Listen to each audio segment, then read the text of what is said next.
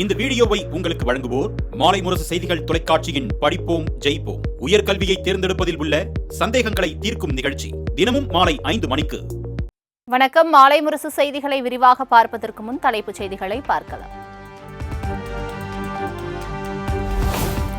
மத்திய அரசு கொண்டு வந்த விஸ்வகர்மா திட்டம் குலத்தொழிலை ஊக்குவிப்பதாக உள்ளதால் கடுமையாக எதிர்த்தோம்.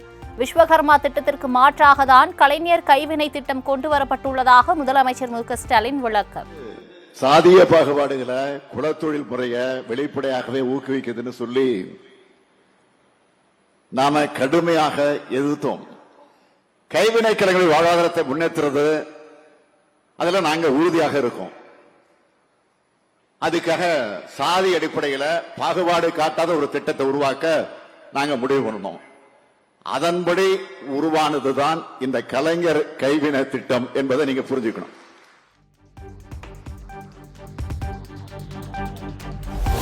மதிமுக முதன்மை செயலாளர் பொறுப்பிலிருந்து தன்னை விடுவித்துக் கொள்வதாக துரை வைகோ அறிவிப்பு. தமிழக அரசியலில் மதிமுக வலிவும் பொலிவும் பெற வேண்டும் என அர்ப்பணிப்புடன் உழைத்து வருவதாக அறிக்கை.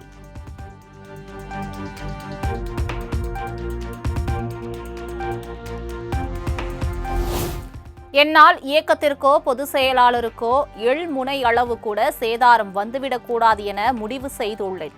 கட்சியை சிதைக்கிற வேலையை ஒருவர் செய்து வருகிறார். அவருக்கு மத்தியில் முதன்மை செயலாளராக பணியாற்ற விரும்பவில்லை என துரை வைகோ அறிக்கை.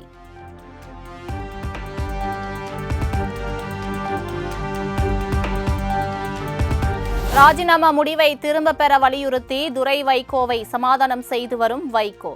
துரை வைகோவின் ராஜினாமா கடிதத்தை மதிமுக தலைமை ஏற்கவில்லை என்றும் தகவல்.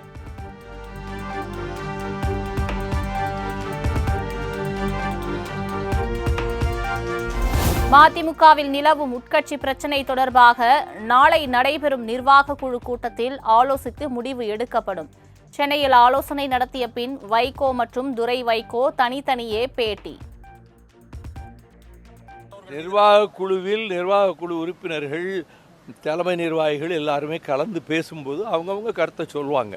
இப்போ நான் எந்த கருத்தையும் சொல்ல முடியாது. எங்களுடைய இயக்க தலைமை நிர்வாகிகள் அவங்க எடுக்க வேண்டிய முடிவு. இந்த நேரத்தில் என்னுடைய என்ன காரணங்கள்ங்கிறது என்னுடைய அறிக்கையில் தெளிவாக இருக்குது. எது இருக்குது நாளைக்கு உங்களுக்கு அந்த நிர்வாக கூட்டம் நடக்கும்போது கட்சியுடைய முக்கிய நிர்வாகிகள், மாவட்ட செயலாளரோட பிரதிபலிப்பு.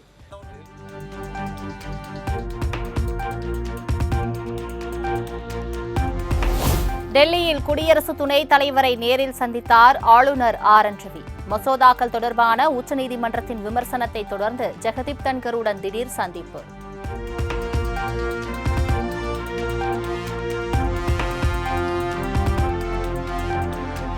உச்சநீதிமன்றத்தை அச்சுறுத்தும் வகையில் உள்ளது குடியரசு துணைத் தலைவரின் பேச்சு.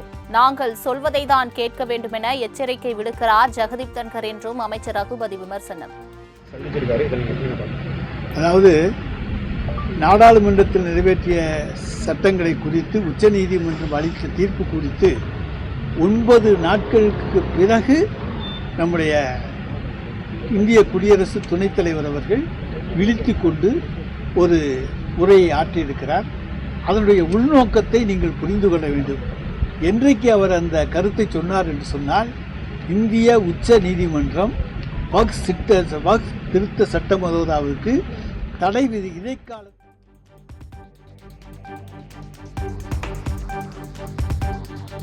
தமிழக வெற்றிக் கழக நிர்வாகிகளுடன் காணொலியில் உரையாற்றினார் விஜய். நிர்வாகிகளை விரைவில் நேரில் சந்திக்க இருப்பதாகவும் நிகழ்ச்சி பதிவு. அதனால தான் இந்த ரெக்கார்டட் மெசேஜ் அனுப்புகிறேன். இந்த ரெக்கார்டட் மெசேஜ் மூலியமா அவங்க எல்லாரையுமே சந்திக்கிறதுல எனக்கு ரொம்ப ரொம்ப சந்தோஷம். நம்மளுடைய இந்த சோஷியல் மீடியா படை அதுதான் இந்தியாவிலேயே மிகப்பெரிய படைன்னு சொல்றாங்க. இது நம்ம சொல்றதை விட மற்றவங்களே அதை பார்த்து தெரிஞ்சுக்கிறாங்க. இனிமே நீங்க எல்லாருமே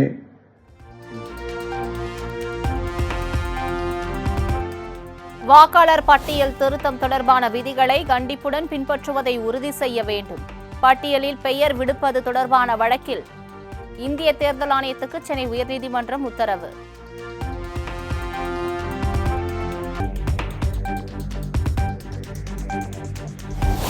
சென்னை கனமழையால் தேங்கிய மழைநீரில் அறுந்து விழுந்த மின்கம்பியை மிதித்த சிறுவன். தனது உயிரை பணயம் வைத்து சிறுவனை மீட்ட இளைஞருக்கு குவியும் பாராட்டு.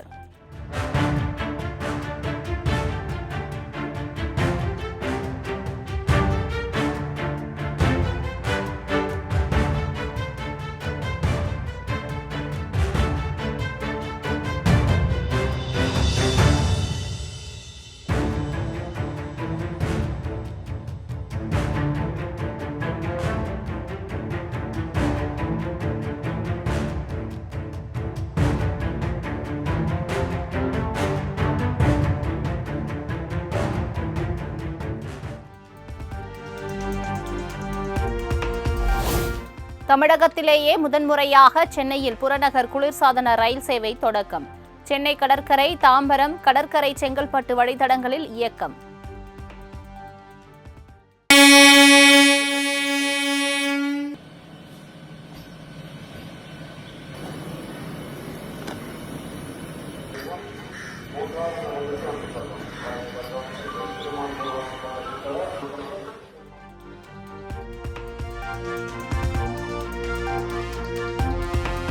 சென்னை புறநகர் குளிர்சாதன ரயிலில் குறைந்தபட்ச கட்டணம் 35 நிர்ணயம். கடற்கரை மாம்பலம் இடையே 40 ரூபாயாகவும், கடற்கரை செங்கல்பட்டு இடையே 105 ரூபாயாகவும் கட்டணம் நிர்ணயம்.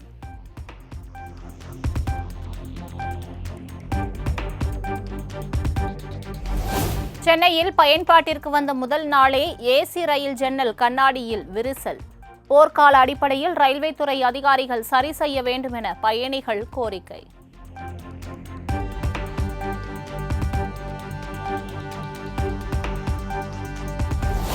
சென்னையில் ஜூன் மாதத்தில் 100 மின்சார பேருந்துகளை இயக்க மாநகர போக்குவரத்து கழகம் முடிவு.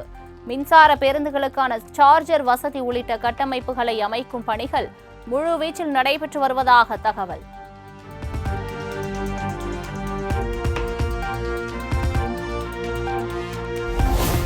முதலமைச்சர் மு.க. ஸ்டாலினை வரவேற்று குன்றத்தூரில் காய்கறி மற்றும் பழங்களால் வைக்கப்பட்ட தோரணங்கள். முதலமைச்சர் புறப்பட்ட சில நிமிடங்களை தோரணத்தை சூறையாடிய பொதுமக்கள்.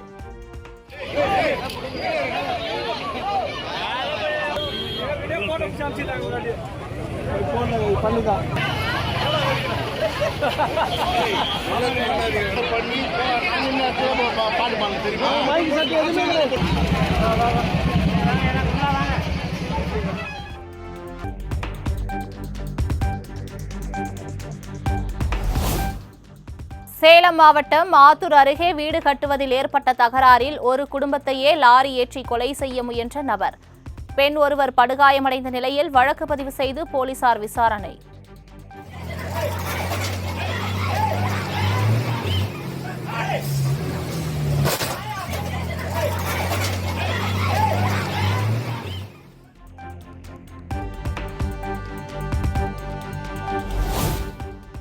ஆம்ஸ்ட்ராங் கொலை வழக்கில் கைதான ஹரிஹரனை மற்ற கைதிகள் போல் சமமாக நடத்த வேண்டும்.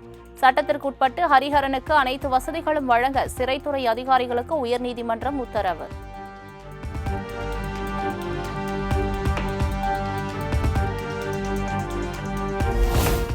அதிமுக பாஜக கூட்டணி சந்தர்ப்பவாத கூட்டணி அல்ல, வெற்றி கூட்டணி. தமிழகத்தில் இரட்டை இலை மீது தாமரை மலர்ந்தே தீரும் என்றும் மாநில தலைவர் நயினார் நாகேந்திரன் திட்டவட்டம். ஒவ்வொருவரும் கூட்டணியை பற்றியோ ஏதோ பற்றி விமர்சனம் பண்ணினால் அது வேறு விதமாக போய்விடும். ஆகையால் நம்மளது கூட்டணி உறுதியான கூட்டணி, இறுதியான கூட்டணி என்பதை மட்டும் யாரும் நீங்கள் தயவு செய்து மறந்துவிடக்கூடாது. தாமரை தமிழகத்தில் மலர்ந்தே தீரும், இரட்டைலைக்கு மேலே தாமரை மலர்ந்தே தீரும்.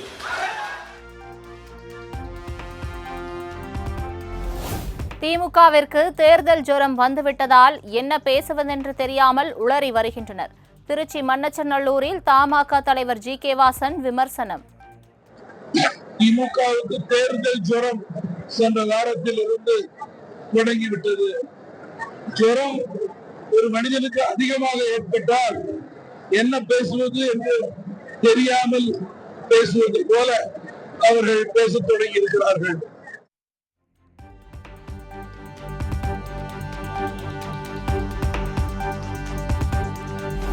தமிழகம் முழுவதும் ஜாக்டோ ஜியோ சார்பில் வரும் 22ஆம் தேதி பேரணி நடைபெற உள்ளதாக அறிவிப்பு.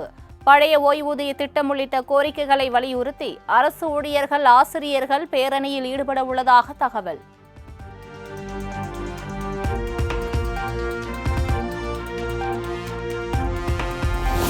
தவறான வழியில் சென்றவர்கள் தற்போது நேர்வழிக்கு வந்துள்ளனர்.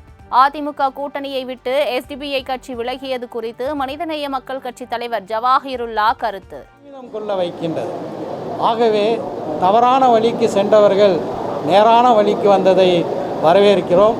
அதில் அவர்கள் உறுதியாக இருப்பார்களா என்று பார்ப்போம்.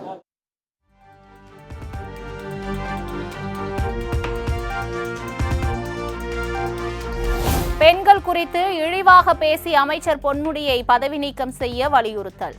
சிதம்பரம், விருதாச்சலம் உள்ளிட்ட பகுதிகளில் அதிமுகவினர் கண்டன ஆர்ப்பாட்டம்.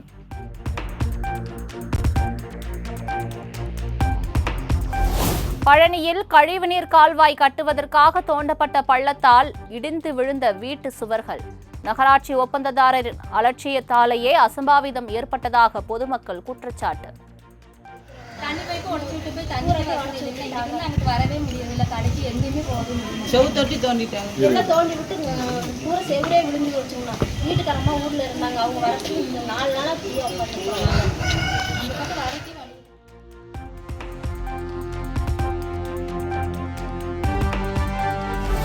மயிலாடுதுறையில் நள்ளிரவில் பிரியாணி கடையில் புகுந்து செல்போனை திருடிய கொள்ளையன். கல்லாவில் பணம் இல்லாததால் செல்போனை திருடி செல்லும் சிசிடிவி காட்சி.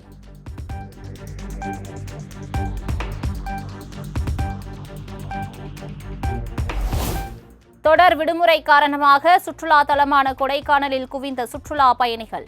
நீண்ட தூரத்திற்கு அணிவகுத்து நின்ற வாகனங்களால் பொதுமக்கள் அவதி.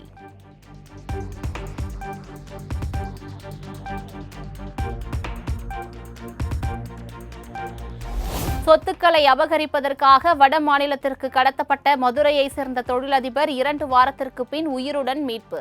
கடத்தல் கும்பலை சேர்ந்த 8 பேரை தட்டி தூக்கிய போலீசார்.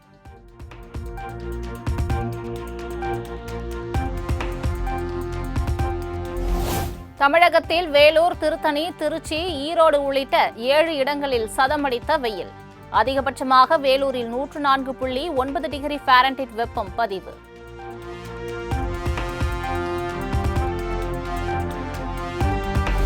இரண்டு நாள் பயணமாக வரும் 22ஆம் தேதி சவுதி அரேபியாவுக்கு செல்கிறார் பிரதமர் மோடி. சவுதி அரசர் முகமது பின் சல்மான் அழைப்பின் பேரில் 3வது முறையாக பயணம்.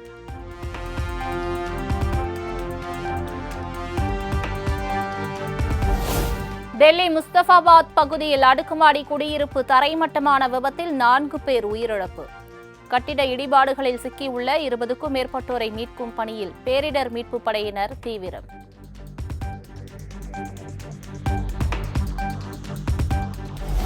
மத்திய பிரதேச மாநிலத்தில் பள்ளி மாணவர்களுக்கு மதுபானத்தை ஊற்றி கொடுத்த ஆசிரியர். மாணவர்களுக்கு மதுவை கொடுத்த காட்சி இணையத்தில் வைரலான நிலையில் ஆசிரியரை பணியிட நீக்கம் செய்து உத்தரவு.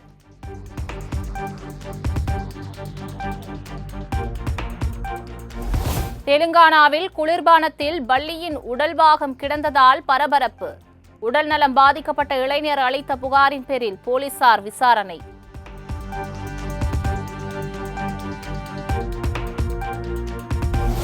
மும்பை விமான நிலையம் மே 8ஆம் தேதி மூடப்படுவதாக விமான போக்குவரத்து அமைச்சகம் அறிவிப்பு. விமான நிலைய ஓடுபாதை சீரமைப்புக்காக 6 மணி நேரம் மூடல்.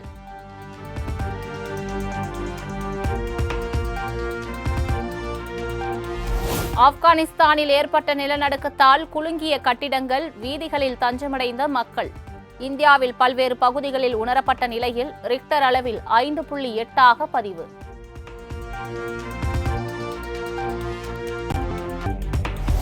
கனடாவின் ஹாமில்டன் நகரில் 21 வயது மதிக்கத்தக்க இந்திய மாணவி ஹர்சிம் ரத்ராந்த்வா சுட்டுக் கொலை. பேருந்து நிறுத்தத்தில் காத்திருந்தவர் மீது மர்ம நபர்கள் துப்பாக்கிச்சூடு நடத்தியதாக தகவல்.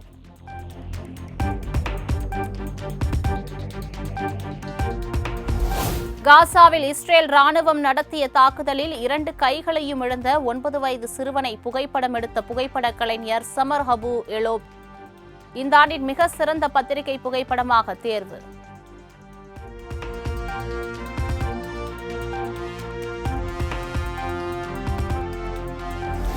சீனாவில் விளையாடும் போது 100 கிராம் எடையுள்ள தங்க கட்டியை விழுங்கிய சிறுவன்.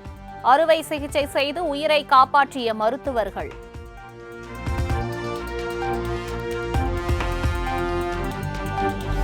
திருமணமானதை மறைத்து மோசடி செய்த புகாரில் நடிகர் காதல் சுகுமாரன் மீது வழக்கு பதிவு. தன்னை திருமணம் செய்து நகை பணம் மோசடி செய்ததாக துணை நடிகை அளித்த புகாரின் பேரில் நடவடிக்கை.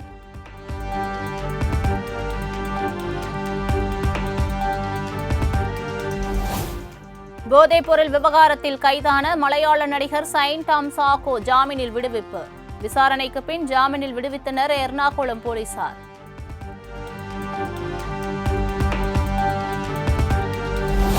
திருப்பதி ஏழுமலையான் கோவிலில் நடிகைகள் சமந்தா கயாடுலோகர் சாமி தரிசனம்.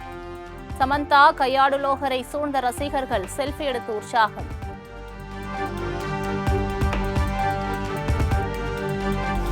தொடர் விலை உயர்வால் ரிசர்வ் வங்கியின் தங்க இருப்புகளின் மதிப்பு ஒரே வாரத்தில் 12,000 கோடி ரூபாய் உயர்வு. மொத்தம் 6,88,000 கோடி ரூபாய் தங்கம் கையிருப்பு உள்ளதாக தகவல்.